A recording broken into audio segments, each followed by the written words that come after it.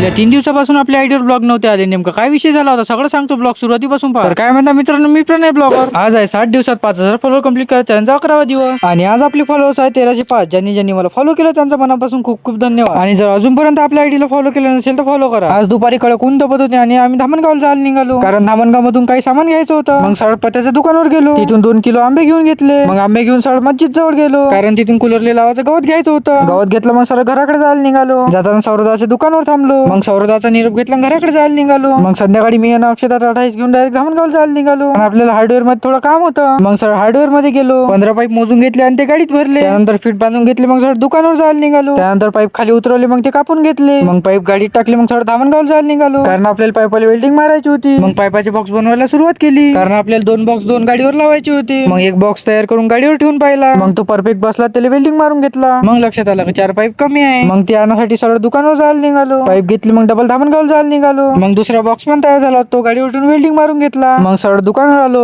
तेवढ्यातच दोन्ही गाड्या पण दुकानावर आल्या. मग मशीन लावली आणि बॅनर काढायला सुरुवात केली. रात्री 1:30 वाजता पूर्ण बॅनर काढून झाले. मग बॅनर गाडीला चिपकवायला सुरुवात केली. मग दोन्ही गाडीच्या साईडचे बॅनर चिपकून घेतले आणि सकाळी 4 वाजता पूर्ण काम कंप्लीट झालं. आणि हा, तुम्ही आपला ब्लॉग कुठून बघताय कमेंट मध्ये नक्की सांगा. आणि अजूनपर्यंत आपल्या आयडीला फॉलो केलं नसेल तर फॉलो करा.